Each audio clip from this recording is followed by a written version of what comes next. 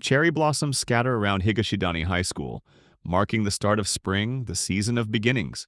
Hodaka Nanamura enters, inhaling the warm air, watching the petals drift, and feeling excitement for what lies ahead.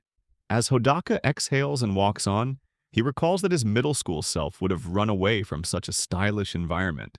Now, however, he feels more self-assured, ready to embrace all the experiences of high school. With his future shining bright, he moves forward, filled to the top with confidence. Just as Hodaka is about to start his day, he halts, frowning. Ahead, a mess mars the perfect road. He quickly claps his hands to shake off the bad luck. He doesn't want to take any chances on this new chapter. Standing tall, he vows this will be the beginning of his sparkling high school life. Cut to 3 years later, it's the day before graduation. Hodaka pushes his bike with a heavy heart. Nothing good happened during high school, not a single memorable thing. He never joined any clubs or committees, nor did he make friends. Passing cheerful classmates, he reflects bitterly on how foolish his earlier declaration was. He calls himself an idiot, unremarkable, a face lost in the crowd. He always had a lot of pocket money saved up, but no friends to spend it with. In the end, he always ended up spending it on light novels. He hears students nearby making plans about celebrating their graduation. Hodaka silently pleads for them to stop talking. He doesn't understand their feelings because he's never had friends. Deep down, he longs for a friend to share silly conversations with, just like in a light novel. However, such things only exist in fantasy. Beautiful girls who are nice to otakus are nothing but urban legends. After these past 3 years, he can finally admit that he can't make friends even if he tries. Keeping up with trends, feigning interest in boring talks, or staying in touch just for the sake, these are all things he's just not good at. Accepting this, he realizes he's simply unsuited for relationships. Hodaka checks his phone, noticing an increase in views on his new novel. Hodaka publishes school rom-com light novels online, aiming to become a novelist. He's working toward his future, even if others call it escaping reality. He has uploaded 3 drafts so far, of around 20 chapters each. He always ends with the infamous "to be continued." It's a sly tactic to attract whatever few readers he can. The 3rd draft had a bunch of readers at the beginning, but they quickly started dropping like flies. By the time he uploaded the 2nd chapter, half of the readers had left, and by the 5th, only 1 family continued. Only the few chosen elites remain until the final chapter. He even wonders if they're punishing themselves by sticking around. Every time he writes, he feels the motivation drain away. He was once a young, confident writer, but reality check hit him hard. Lost in thought, he realizes the traffic light has already turned green while he stood still. He consoles himself that being a loner has its perks. Taking up little space, not causing noise, and maintaining a low carbon footprint.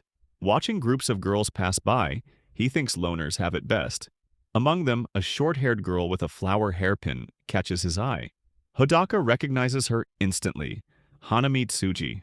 They were in the same class for 2 years. He considers her the most beautiful girl he has ever seen. Though he can never bring himself to interact with her, he can't look away either. As Hanami steps forward, the pedestrian light changes. Realizing she hasn't noticed the danger, Hodaka shouts a warning.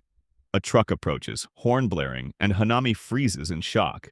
Acting on instinct, Hodaka sprints forward. He throws himself ahead, reaching for Hanami as the truck barrels closer. Suddenly, everything goes black. He hears a faint sound from Hanami telling him to hang on. She cries out, begging Hodaka not to die. Panic spreads among classmates as someone calls an ambulance. Even in this dire situation, his inner otaku remains active, silently hoping to get isekai'd. As his vision fades, he hears Hanami clearly call his name. Now he can die peacefully knowing that at least someone knows him. In an anticlimactic turn of events, Hodaka awakens in bed, confused. He remembers being hit by a truck in front of the school, but finds his body completely unharmed. Stunned, he checks his limbs and questions how he survived without a scratch. Sitting up abruptly, his hope reignites as he wonders if he has been reincarnated. Unfortunately, as he looks around, he realizes that he is in his room. Doubt sets in.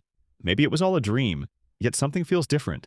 He notices missing books, a new novel on his desk, and his uniform gone. His phone, despite being 3 years old, looks brand new. Growing uneasy, he checks the date. April 5th, exactly 3 years ago, a month after his last memories. Staring in disbelief, he wonders if this is real.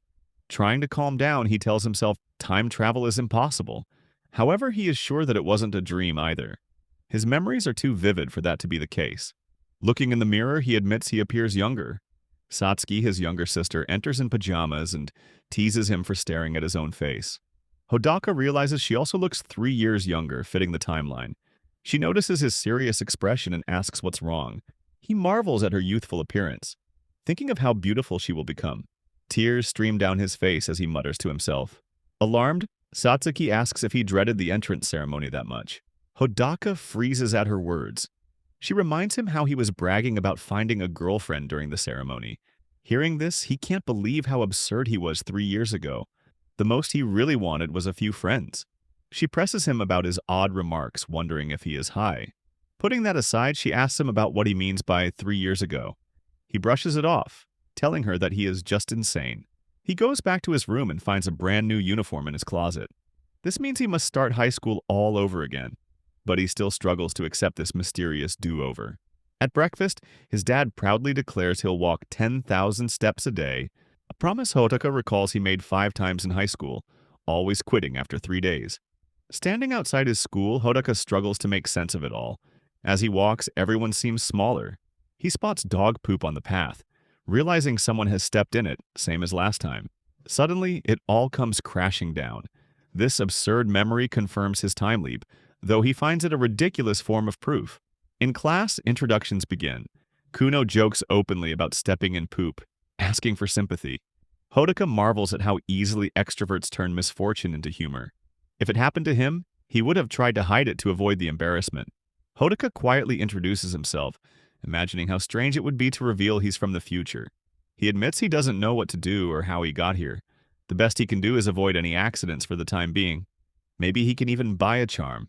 As homeroom ends, chatter fills the classroom. Surrounded by lively classmates, he notices how young they all seem, everyone eager to make lifelong friends. He used to be like that as well once, but he was never good at conversations. He recalls failing to make friends in his previous life, becoming a loner on Golden Week. Determined, he swears not to repeat those mistakes. Having lived through high school once, he has an advantage over others. Yet, he also remembers his main lesson. He isn't suited for relationships. So this time, he won't even try and kills that thought before it has a chance to live. He begins to walk away when suddenly someone calls out to him, but he ignores it and continues walking, thinking it cannot be meant for him. But then, Hanami grabs his arm, demanding to know why he's ignoring her. He panics, thinking no one should know him yet. Hanami faces him, asking if he remembers her. Hodaka recognizes her as Hanami Tsuji. She confirms and calls him by name, Hodaka Nanamura, leaving him stunned. Tears well up in her eyes as she expresses relief that he's still alive. They walk together to a quieter spot on the 5th floor. Hanami apologizes for the earlier scene, but Hodaka reassures her that it's fine. She then reveals that she is from the future as well. They shake hands, and Hodaka is shocked by how real it feels. Hanami thanks him sincerely, smiling as she tells him she would have died without his help. Her gratitude warms his heart. He insists his actions weren't a favor, hiding the fact that they were tied to his own trauma. Memories of Hanami crying over him resurface. Hodaka reflects that for once he heard a thank you from Hanami, instead of endless apologies. She smiles, saying she's just happy he's safe. Hodaka suspects she's responsible for this situation. Hanami confirms and invites him to hear the whole story. Smiling, she warns it will be a long explanation and asks if he wants to listen. After getting hit by the truck, Hodaka died. But this wasn't acceptable to Hanami. She wanted her savior back. However, Hodaka had already passed away. So, with nothing else to do, she prayed to the gods. Her family is from a lineage of Shinto priests, and they even have a big shrine. She used that knowledge and devotion to continue praying, fully expecting nothing to change. But one day, something strange happened. Hanami woke up in her bed, dazed and confused. She soon realized that she had gone back in time to the first day of school. She rushed to school to find Hodaka, and that is how they met in the classroom. At school, Hanami summarizes the situation for Hodaka. She admits it's fine if he doesn't trust her, since she isn't fully convinced herself. Hodaka wonders if they're in a light novel or anime. That would be the only explanation for a shrine maiden whose prayers to the gods reversed time. It's like one of those reincarnation tropes. But before trying to figure this all out, Hodaka realizes he should say something first. He bows down and thanks her sincerely, leaving her flustered. They exchange a silent glance, unsure of what to say next. He saved Hanami's life, and now she has saved his. There is a lot that doesn't make sense in this situation, but one thing sticks out. Why did they go back 3 years into the past? If she just wanted to save him, she could have asked for a week or something. But Hanami doesn't know the answer either. Hodaka suggests they pray to the gods again. If praying made them travel into the past, perhaps they can do the same to go back to the future. Hanami wonders if the gods would grant repeated wishes. Maybe they have better things to do than be a genie. Hodaka questions how she could know the god's intentions. He just can't put his finger on it, but something about all this definitely feels off. He suggests going back to the shrine. Hanami sighs, giving in. Outside school, Hanami tells him about the shrine's location, and they agree to meet up later at the bus stop. Together, they arrive at the location, which is apparently a well-known shrine in the area. Despite visiting a girl's house for the first time, he doesn't feel as excited as he thought. Hanami leads the way, and they arrive at a smaller shrine in the woods. Hanami shows him how to pray. 2 bows, 2 claps, and then a 3rd bow. Hanami kneels, calling out to a Buddhist god. Hodaka reminds her that she should be saying a Shinto prayer, but she explains that she was so frantic back then that she just said what came to her mind. Hodaka admits it's confusing, but her logic makes sense. Together they pray. Hanami asks to be returned to their correct time, while Hodaka also adds a small tidbit about writing talent. Some time passes, but all they get for their efforts are numb legs because of praying for so long. It seems Hanami was right. God is too busy to grant all their wishes. She also raises an interesting question. Would it even be okay for them to return to the future? She points out he might return to the time when he is about to die. Hodaka groans, saying he'll just be a high school student again, and decides to handle things himself. He apologizes for dragging her into this, but Hanami assures him that it's okay, pointing out that anyone would want to save someone who died for them. Smiling, she assures him that she has no regrets. Hodaka is taken aback by her kindness. Surprisingly, Hanami also admits that there was another reason as well, but before Hodaka can ask her about it, she quickly changes the topic. As they walk under cherry blossoms, she points out that this is their first real conversation. He thinks back, noting it feels strange because even in his last high school life, they never spoke normally. Hanami suggests they split up for the day since they both need time to adjust after going back 3 years. Hodaka thanks her, calling her a great help. She smiles, pointing out that they're time-traveling partners now, so they should get along. She holds out her phone, hoping they can continue working as a team. They exchange contacts, and Hodaka notes that this must be how people usually do it. Then, almost absent-mindedly, he asks if her shrine sells traffic safety charms. He doesn't want another brush with Truck-kun. It has been 10 days since his second high school life began. He's adjusted quickly, perhaps because he's read countless time travel novels. He reflects that there isn't much to do when going from 3rd year back to 1st year. People might wonder if it's okay to live so uneventfully, but he insists it is.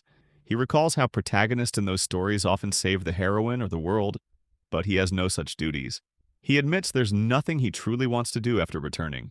That's why, after the entrance ceremony, he asks his younger sister Satsuki what she would do if she came back from 3 years in the future. She immediately calls him crazy, accusing him of reading too many light novels. When he tells her that he's serious, her worries only deepen. Hodaka is quietly touched by her concern. Then she adds that she wouldn't want to find his body if he died alone. He stares at her, speechless. Coming back to the topic, she suggests that perhaps he can use that time to study. After all, other than his average grades, he doesn't have much going for him. If not that, then he can pick up trash around town. Hodaka protests, asking if her expectations are really that low. She points out that he is unpopular, bad at sports, and his personality is rotten as well. He quickly tells her not to be so rude to others. Her words are enough to give him sleepless nights, but others might take it worse. As for his time-traveling conundrum, Satsuki tells him he is still himself, even if he came from 3 years in the future. In the end, he can only do what he is capable of. Hodaka realizes that she is right. It's not like he has gained insane new abilities, unlike in those light novels where the protagonist gets an overpowered ability from a goddess. If he had checked the stock market before time traveling, it would have been a different story. But since he didn't, all he can do is live a peaceful, uneventful life. For Hanami, however, things have been different. She has already made a bunch of friends and is adjusting well. Even though they don't talk at school, she sometimes texts him. At first he panicked, excited that a girl had messaged him, but he soon grew lazy and didn't feel like replying. Maintaining relationships is still the hardest part. Fortunately, Hanami's messages are simple. It goes something like this. She asks him why he doesn't have any friends while he assures her not to worry about him. Then she asks if he wants to meet up. Hodaka teases her, telling her that he is not ready to date. Hanami, irritated, demands what he means by that. She explains that since they're classmates, it's normal to meet. Then suddenly another message appears. What, don't tell me you have a crush on me? She replies that she obviously doesn't. Hodaka tells her that there is no need to meet up. She can just message him once in a while if she needs anything. While he wallows in self-pity that night, he recalls this conversation. He tries to convince himself that it's better this way since there is no room for misunderstandings. He wonders why Hanami cares so much about his social life in the first place. He jokes that she acts like his mom, although his parents never ask him such things. During school the next day, he eats a pork chop sandwich, feeling it matches his mood. Surrounded by noisy classmates, he quickly recognizes the extroverts. He reflects that in school, loud voices determine social rank. Those who can't speak up remain silent. He compares them to animals marking their territory. Lone wolves without anyone to talk to fade into the background. Still, he's content, as long as he's comfortable. He notices someone standing beside him. It's a girl from the extrovert group, Hoshigasaki. He muses that introverts like him are only good at grades, while some extroverts seem to excel at everything. He glances at Hoshigasaki. She blinks, looks at him coldly, and says one word. Disgusting. The word echoes in Hodaka's mind again and again, until he sits frozen in place. Hoshigasaki stands beside Hodaka's desk, her glare sharp and disdainful. Coldness lingers in her expression as she turns away, leaving Hodaka motionless, the insult echoing in his chest. When she walks off, she collides with another girl, only to smile sweetly and apologize. The girl forgives her, and Hoshigasaki dismisses the moment with effortless charm. A nearby classmate calls her Ruri. Another girl gives him a hateful stare. Hodaka, still tense, trembles in silence, confused at being disliked for simply existing. But then realization strikes. She isn't targeting him. Her hostility belongs elsewhere. Sakato glares at Hoshigasaki with open contempt. Hodaka exhales, grateful he isn't caught in their feud. Sakato scoffs and turns away, her irritation lingering in the air. He remembers he never spoke to either of them in his previous school life. To him, the idea that popular girls treat loners kindly is nothing but a comforting lie. Watching from afar, he notices Hoshigasaki watching a video with her friends, her voice bright and melodic. The change stuns him. She speaks to them with a warmth that vanishes around others, like when his mother speaks in a higher tone when talking to someone on the phone. Then his phone vibrates. A line notification appears, his first ever at school. It's from Hanami, asking him to meet in the hallway before lunch ends. He sighs, knowing he can't ignore her. When he arrives, Hanami waits with crossed arms, impatience written all over her. She scolds him for being late. He rubs his head, muttering that the place is far. She steps closer, questioning why he's still alone even after being sent back 3 years. Hodaka wonders why she even cares, teasing that she acts like his mother. Hanami reminds him he saved her life, and that's why she worries. She wants him to live better than before. Hodaka asks how she knows he's still alone when they aren't even in the same class. She admits she asked around. The replies she received were cruel. One boy laughed at his name. Another girl said he spends every break reading light novels. Hanami accuses him of lying when he said he was fine. Hodaka insists he wasn't lying, just unwilling to change. He claims he doesn't plan to make friends anyway. She presses again, demanding to know why he's repeating the same lonely path.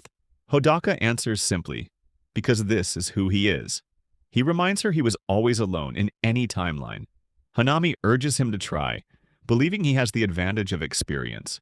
He points out that she forgets something. Her own experience should make her better at making friends too. She argues that it should work the same for him, but he dismisses her optimism as naive. Loners, he says, don't have relationships to build from. There's no foundation to improve upon. His voice rises as he declares that solitude suits him. Hanami hesitates, uncertain. Hodaka says he's content being alone. He recalls trying to fit in once, laughing at empty conversations, forcing smiles, and how that pretense exhausted him until he withdrew completely. To him, loneliness is no tragedy. It's self-preservation. He explains that there are 2 types of loners, those scarred by failed friendships and those who never sought them to begin with. He belongs to the latter and refuses to risk new regrets. Hanami warns him he's heading down the same path again, but he only shrugs, joking about posthumous promotion. She sighs, exasperated. She asks if he's avoiding relationships out of fear. He denies it. It's not avoidance, it's choice. Solitude, he argues, isn't an escape but a deliberate decision. He insists he isn't socially inept. He can talk to new people just fine. Hanami notes that he speaks easily with her and wonders why he can't do the same with others. She insists friendships bring happiness. That effort could change everything. But Hodaka counters, fleeting conversations aren't real connections. Even if things go well at first, they crumble when people see his true self. He'd rather stay distant than watch bonds break again. When Hanami timidly asks if talking to her bothers him, he says no, because she's different. She flushes, startled by the words. He tells her she's special, and the meaning catches her off guard. The word special repeats in her mind, her heart fluttering in confusion. Flustered, she protests that it's unfair to say things like that. However, Hodaka explains that she's special because she's the only one who also came from 3 years in the future. Only she can understand certain things. Her expression changes to embarrassment as she quickly tries to cover up. She suggests they cooperate as partners, saying she knew what he meant all along. Hodaka admits it isn't her fault they never spoke before. They simply didn't know each other. He recalls that in their 3rd year they only exchanged words during class duties. Even at the sports festival, when everyone wore shirts with nicknames, his was the only one with his real name. Hanami grimaces, saying his past is too grim to mention, claiming it keeps her up at night. Hodaka doubts she truly loses sleep over it. She is treating it like some sort of horror story. He tells her not to worry about him, that doing nothing this time is his own choice. She wants to argue but can't find the words. He points out that she isn't truly committed to changing his life anyway. That's when Hanami straightens, eyes fierce, and declares she'll help him break his shell. Hodaka is speechless, but she continues, determined. He tries to brush it off, but she insists he should be grateful. A pretty girl offering to help a loner is a rare chance. The bell rings before he can protest. Hanami announces that they'll meet after school for a strategy session. Hodaka quietly hopes she'll forget, but she refuses, claiming their partnership isn't just about friendship.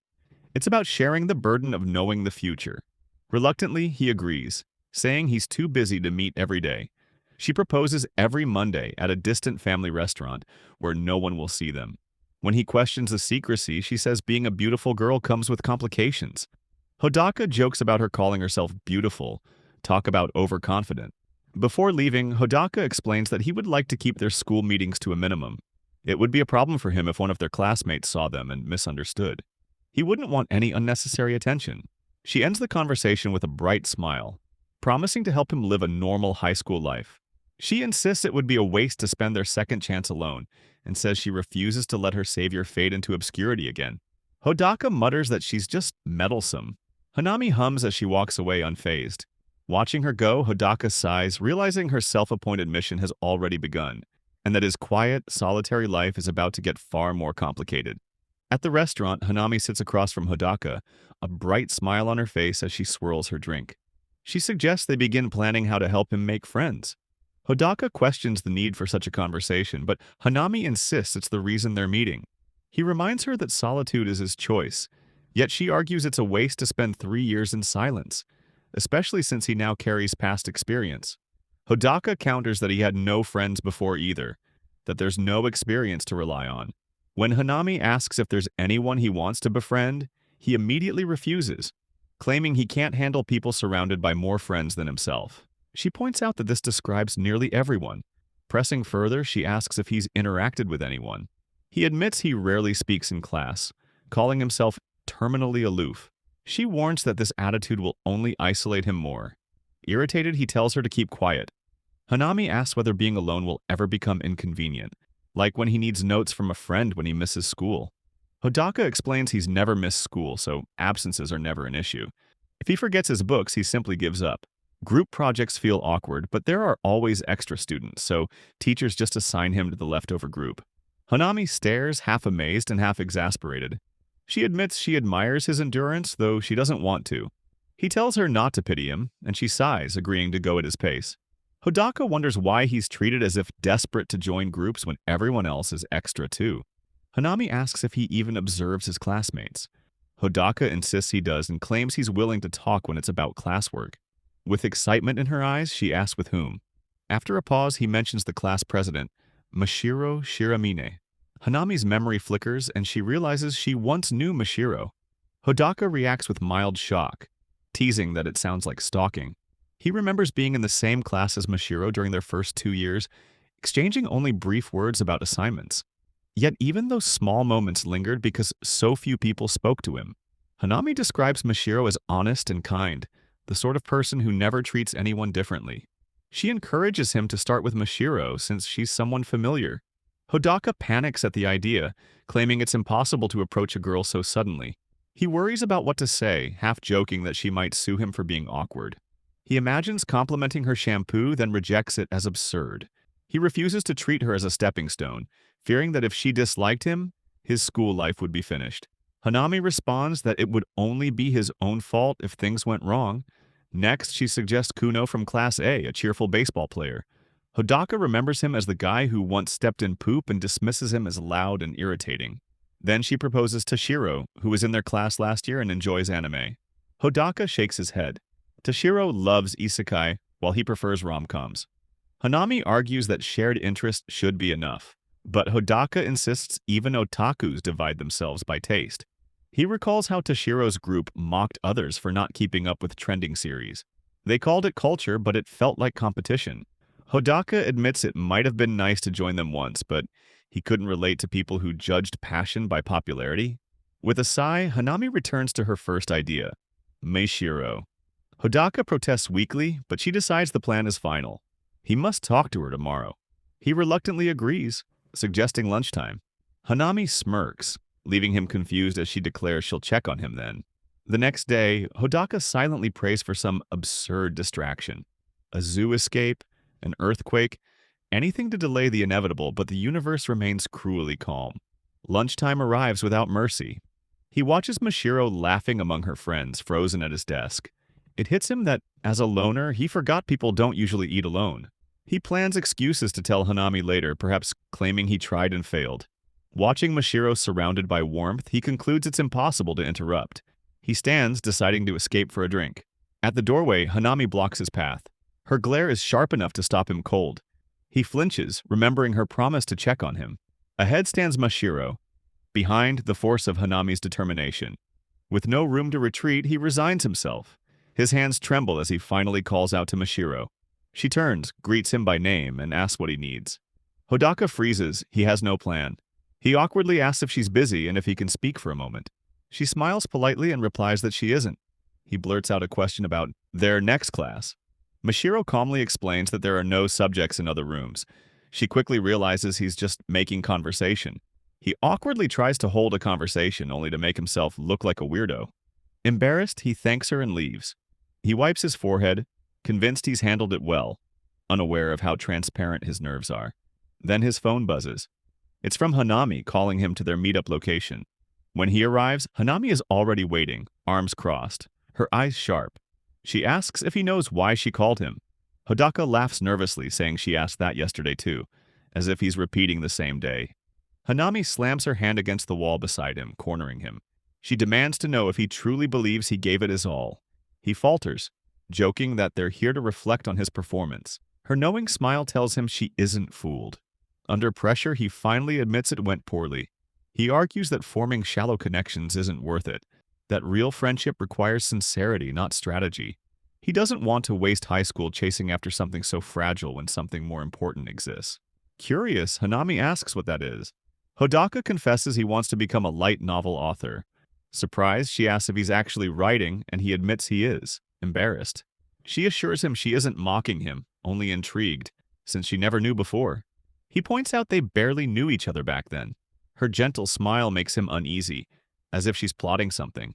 Hanami critiques his clumsy talk with Mashiro, asking why he can speak so easily with her, but not anyone else. Hodaka explains it's different. There's a clear reason to talk to Hanami, and the ice between them is already broken. Hanami refuses to give up, vowing that he will still make at least one friend. Deciding to end the day's meeting, she dismisses him with confidence. Days pass. Golden Week arrives, and Hodaka spends it at home, empty and uninspired. By mid-May, after exams, he sits quietly in class, reading as always. Then, unexpectedly, someone calls his name. He looks up, and there stands Mashiro Shiramine, asking if he has a moment. Startled, he freezes, Hanami's voice echoing faintly in his mind.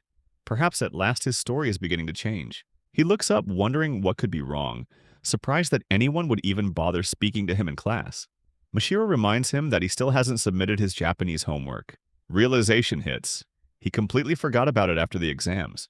She explains that she can't hand in the class assignments until everyone's work is accounted for. Apologetic, Hodaka rummages through his bag. Once he finds the paper, he quickly starts writing, and Mashiro instructs him to keep at it while she asks a few questions. As his pencil moves across the page, she suddenly asks what his total score was on the last exam. The question catches him off guard, odd coming from someone he hardly knows. Mashiro leans in closer, her gaze curious. Startled, Hodaka's pencil snaps, his hand freezing mid-stroke as he stammers out an awkward reply. She blinks, apologizing for the strange question, claiming she was only curious. Tilting her head slightly, she studies him with a faintly puzzled expression, while Hodaka quietly wonders what her true motive is. Then it clicks. She must be second in class. Mashiro seems surprised that he figured it out, then admits it's true. Hodaka explains that anyone interested in others' scores must be competing for the top spot, and this time he happens to be ranked first. She checks the list, confirming he's first in class and fourth in the grade. Impressed, she calls him smart. He downplays it, saying it was just luck and focus, though deep down he attributes it to the knowledge he carries from the future. Still, he's a little disappointed not to be higher. Mashiro thanks him for sharing and takes his completed assignment, smiling as she calls it a good challenge. Watching her leave, Hodaka realizes she's far more competitive than she appears. He reflects that in his previous life, they never spoke this much. As they walk their separate ways, he muses that connections sometimes form by sheer accident.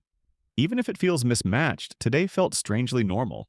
After school, Hanami waves from a distance, her usual bright grin in place, and asks the same question she always does: if he's made any friends yet. Hodaka sighs, it's always her first concern. She hands him a menu as they sit, and he mutters that making friends isn't something that just happens overnight. Despite his lack of progress, their Monday restaurant meetings have become a routine. Hanami asks about his exam, and Hodaka says he did fine. She admits she worried he might have spent too much time writing novels instead of studying, teasing that it'd be worse for him if he failed. He jokes that he'd die from the pitying looks. Hanami chuckles, saying that kind of exaggeration must be a leftover habit from his past life. Hodaka notes that she seems to have done well, and she proudly reveals she ranked first this time, something he already suspected. He recalls seeing her at school and noticing how different she acts with her friends compared to with him. She accuses him of making her angry, but Hodaka insists he's harmless, thinking it's probably because he ignores her line messages. They always end up arguing, he notes. Hanami suddenly brings up a weird question, asking if they are friends. Hodaka pauses, repeating the word as if testing it. Their connection is complicated. He once saved her life, and she in turn saved his. Even so, he concludes that, at the very least, they're connected. Hodaka eventually concludes that they are not friends. Hanami admits that her attitude changes depending on who she's with. He sighs, admitting he envies people who can adapt so easily to others. Hanami seems surprised by his envy. He clarifies that he isn't against friendship, but if he had her kind of personality, he'd probably find it easier. He admits that he, one day, hopes to find someone who is on the same wavelength as him. She encourages him to be more confident, then asks if he plans to join the literature club again. Hodaka recalls his previous life and how he only visited once, hoping for a fulfilling high school experience. Instead, he found a group devoted purely to serious literature and poetry, their discussions dense with abstract theories and difficult terminology. Their mentor, Murakami-sensei, had shaped the club's culture, and many seniors openly mocked light novels as shallow. Since Hodaka preferred those very stories, he felt alienated and quietly left. He explains this to Hanami, who listens thoughtfully. This means that he really doesn't have anyone to talk to at school, but Hodaka tells her about his earlier conversation with Mashiro, explaining everything that happened. Hanami remarks that Mashiro hates losing and loves involving herself in others' business. Hodaka frowns at the phrasing, but Hanami clarifies that those traits are actually her strengths, even if they're a bit overbearing. She describes Mashiro as someone who genuinely cares and warns that she'll likely pull him in, whether he wants it or not. Hodaka brushes it off, but she reminds him that it's almost time for their school trip. He vaguely recalls something about mountains and islands. She warns him that if he doesn't have any friends by then, it'll probably be awkward for him to find a group.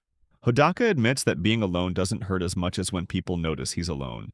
She advises him to prepare himself mentally to be left out. He quietly wishes she'd show a little more sympathy. The following weekend, Hodaka takes the metro downtown. Though he's fine staying indoors for days, every so often he visits doujin stores to browse light novels. He enjoys scouting for new releases and already has a few in mind.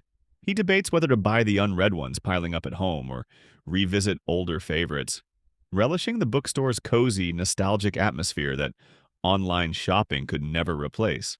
While browsing, he notices a girl who immediately stands out, a blonde gal with long hair tucked under a cap. She seems oddly out of place among the light novel aisles. Her sharp presence draws attention, yet she's completely absorbed in scanning the shelves. Hodaka observes that she's holding a few rom-com titles and manga, his kind of taste, but figures they wouldn't talk anyway. She looks like an extrovert, someone from an entirely different world. Quietly, he slips away to another section. Then he hears her mutter a curse, apparently directed at him. Frowning, he turns to see her glare. Before he can react, she calls out and orders him to come over. Cautiously, he approaches.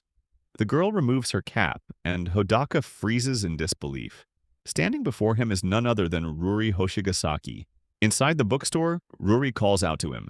He freezes, unsure if she's about to blackmail him. His mind races with absurd possibilities. Threats, demands, humiliation. Sweat prickles at the back of his neck as she asks if he has something to say. Caught off guard, he forces a laugh, pretending not to know her. She clicks her tongue, clearly unimpressed. He mumbles an apology, claiming she just happened to cross his line of sight. Then she says his name. Hodaka stiffens. The sound jolts him, and before he can think, he blurts out hers. She glares, exasperated, asking if he truly hadn't recognized her. Embarrassed, he admits he hadn't. She groans, regretting even speaking up. Trying to recover, Hodaka asks what she's doing there. She shoots back that she could ask the same, reminding him she has as much right to be there as he does. His eyes drift to the rom-com book in her hand, and a realization hits him. They share the same taste. Before he can say anything, she blushes and snaps, slamming the book shut, declaring it's none of his business.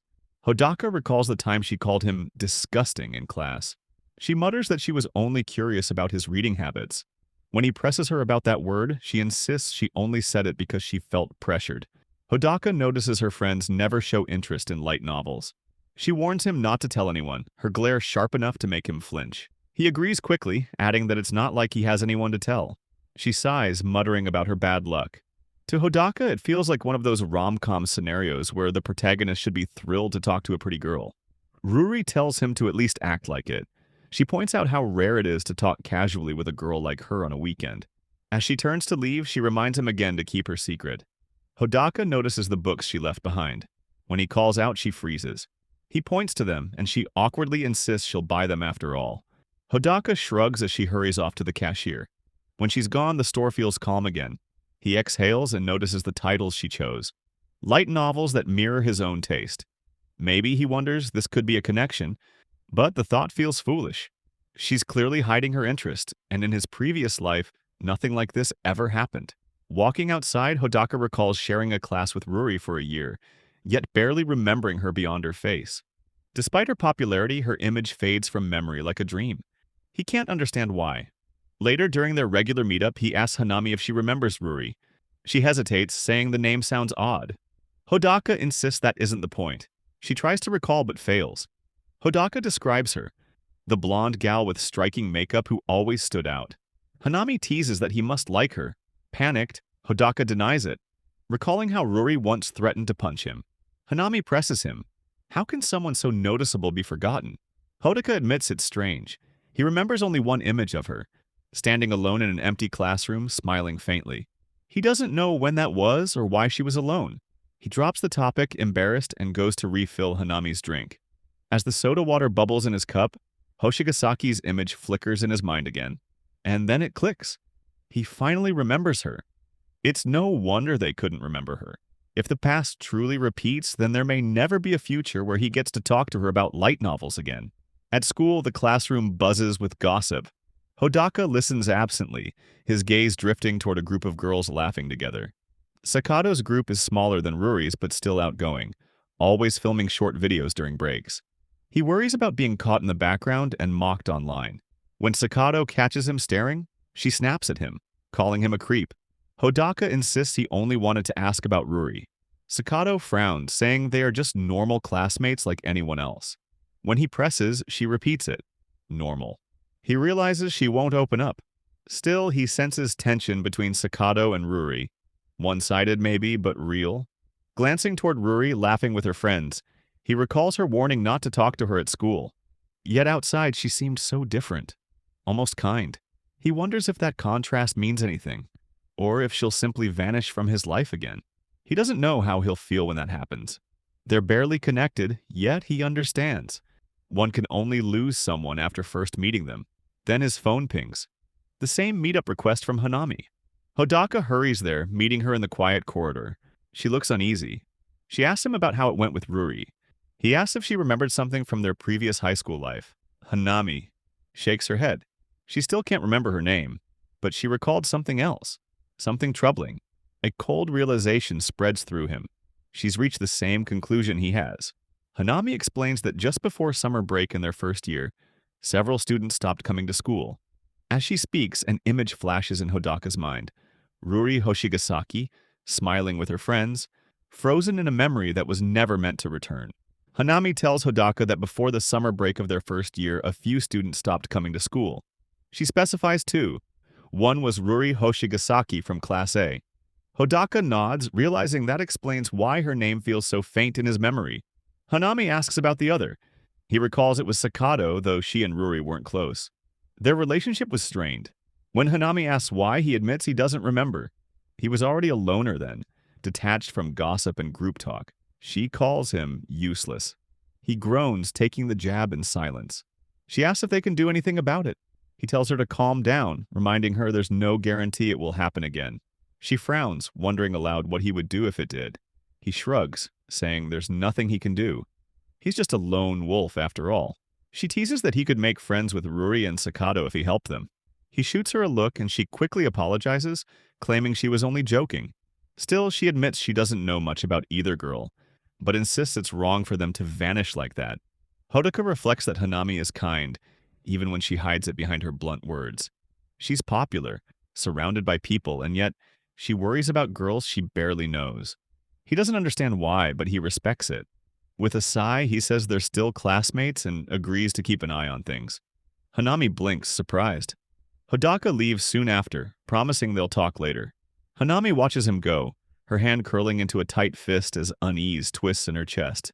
Back in class, he notices Ruri's seat is empty. He assumes she's gone to buy juice. For all his earlier confidence, he admits he has no plan. He considers telling the class president, but knows she'd probably dismiss him. Sitting at his desk, he feels useless again, so he distracts himself by reading light novels. Then, crash. A sharp thud echoes across the room. Sakato has tripped and fallen. A student rushes to check on her, and Sakato jokes about nearly dying. Another girl notices her belongings scattered across the floor. Hodaka realizes the fallen bag belongs to Ruri. She still hasn't returned. Among the mess, someone picks up an item and calls everyone over. They laugh, saying it looks both hilarious and creepy. Hodaka mutters under his breath, wondering which one it is. The item turns out to be a rom-com light novel. His eyes widen. Panic stirs in him. Why would Hoshigasaki bring it to school when she hides that side of herself? At least use a cover, he thinks. Given her clumsiness, it must have slipped from her bag. His classmates flip through the pages, mocking it as cringy and saying it doesn't suit her. Just then, Ruri and her friend walk in, startled by the laughter. She freezes when she sees her opened bag. One girl grins and apologizes for the spill, but as Ruri kneels to gather her things, the girl pulls out the novel. Another laughs, declaring they've found her secret. They call her a super otaku, waving the book around like proof. Ruri shakes her head weakly, insisting it isn't hers, but they ignore her. They tease her, calling her Princess of Otaku, accusing her of pretending to be above it all while secretly enjoying trashy stories. Her friends say nothing. Mashiro watches from her seat, her expression unreadable. Hodaka's fists tighten. He wants to speak up but forces himself to stay still. It isn't his business, he tells himself, but watching someone's dignity crumble feels unbearable. Ruri's denial falters, her voice trembles, and no one reaches out to help. The group urges her to read it aloud. Someone even suggests recording it. She freezes, eyes wide with panic. Hodaka realizes that after this she will be isolated, mocked, shunned, forgotten. Her secret's exposure will turn her world cold. Maybe this was what led her to quit school before. Her clumsiness, her inability to laugh it off. She couldn't twist humiliation into humor. He remembers that day clearly now. It was May, lunchtime, before they switched classrooms. He'd overslept and rushed in late. Hoshigasaki had still been at her desk, staring blankly ahead. That was the last time he saw her, before she disappeared. Back then, he hadn't cared enough to speak. Soon after, Sakato stopped coming too. Now he wonders if this moment will decide everything again. He debates stepping in, but the thought of standing out makes his chest tighten. Loners have no right to interfere, he tells himself. He clenches his fist, praying it ends without getting worse. Sakato steps forward, accusing Ruri of ignoring them, and others join in, calling her cruel. Hanami's voice echoes in Hodaka's mind. It's wrong to let people just stop coming to school. He curses himself for remembering. He always hides behind excuses, prioritizing comfort over courage. The truth is, the only one he can't forgive is himself. He knows how this will end. Him, wallowing in regret, convincing himself he couldn't do anything. Before that thought can root itself, Hodaka slams his desk. The sharp crack silences the room. Every head turns. Pointing toward the crowd, his voice rings out, raw, certain, defiant. He declares that the novel belongs to him. The class echoes in disbelief, their whispers swelling like a tide. Ruri stares at him, wide-eyed, while Sakato and the others murmur in confusion. Hodaka repeats himself louder this time. The light novel is his. The realization of what he's done crashes over him. Why did he say it again? Why is his voice shaking the air? Every pair of eyes in the room locks onto him. His throat tightens, but he forces himself to keep going. Sweat trails down his neck as he steels himself. He can't back down now. He blurts out that Ruri once called him disgusting for reading light novels, that he pitied her ignorance and decided to slip his recommendation into her bag to open her eyes. Laughing wildly, he declares it was his plan all along, to make her understand the brilliance of light novels. Sakato gapes, asking if he's serious. Hodaka nods, claiming he can even explain the plot. He offers to spoil the ending if that's what it takes. He read the book in his past life. Sakato narrows her eyes, asking Ruri if he's really being serious. Ruri trembles, tears gathering in her eyes. She doesn't respond. Hodaka leans in slightly, whispering for her to play along. Her face looks ready to crumble, and the sight twists his stomach. She shouldn't be the one crying, he thinks. He should. Regretting the ridiculous scene he's created, he stands awkwardly, silently begging for her help. Finally, Ruri lowers her head and softly admits that the book isn't hers. She steps forward and gently places it into Hodaka's hand. Sakato blinks, taking in the scene. The tension breaks as chatter resumes. Relief floods the room and Hodaka's chest. Maybe he thinks he actually managed to fix things this time. But Sakato frowns, telling Ruri not to talk to him again. She even suggests punching him if he comes near her. Hodaka sulks, accepting it. It makes sense. After all, he's the lunatic who plants books in girls' bags. Sakato lets out a strained laugh and apologizes to Ruri for going too far. Ruri shakes her head, saying it's fine as long as there's no misunderstanding. Sakato admits she thought it would be funny, but realizes she crossed the line. Hodaka observes quietly. For all her arrogance, Sakato is surprisingly honest. She smirks again, though wondering aloud why anyone would read something like that. Regret flickers in her expression as she adds that she should have known sooner. Hodaka realizes this must have been the turning point, the moment that once led Ruri to quit school.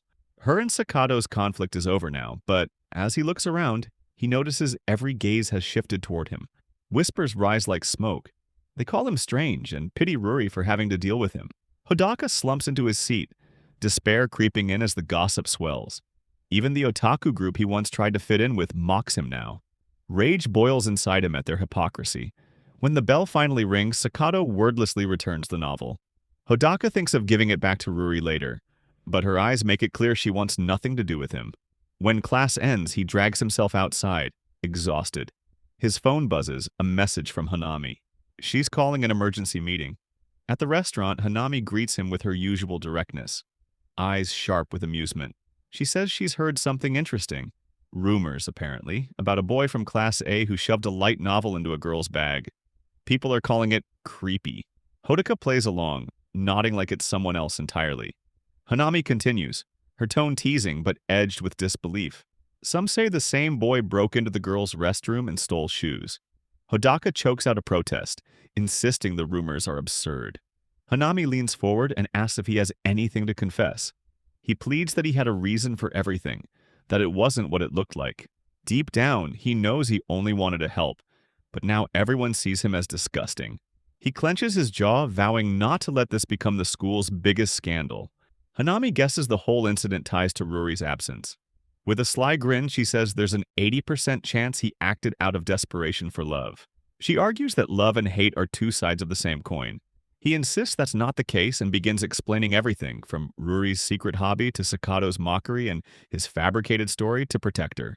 Hanami listens quietly, nodding when he finishes. Then she asks, deadpan, if the restroom and shoe rumors are true? Hodaka swears they're not. She sighs, muttering that she'll believe him. Mostly. Blushing, she calls him a pervert and an idiot anyway, telling him to stop making her angry. He protests that others had the same thoughts. She shakes her head, muttering that the dangerous rumors are already spreading through her class. Hodaka exhales, defeated. That's how everyone sees him anyway. Hanami scolds him, saying this is his second high school life, and somehow he's making it worse. Hodaka says it was all he could think to do. She snaps that he should have thought ahead. He groans, asking her to be nicer since he already feels miserable. She warns him that if he keeps this up, his school life will spiral out of control again. He mutters that he doesn't care, that he just wants to be left alone.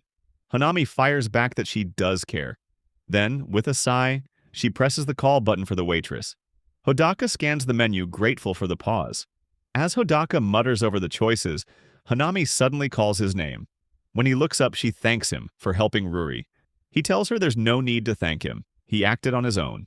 Hanami smiles faintly, admitting she only worried but never acted, since she wasn't in the same class. Hodaka reflects on how close he'd been to doing nothing too, certain he wouldn't repeat that mistake again. Hanami insists he really did save Ruri, just like he once saved her. The memory stirs the sound of screeching tires, the flash of a truck. Before he can respond, Hanami begins to say something that sounds almost hopeful, but the waitress returns to take their order.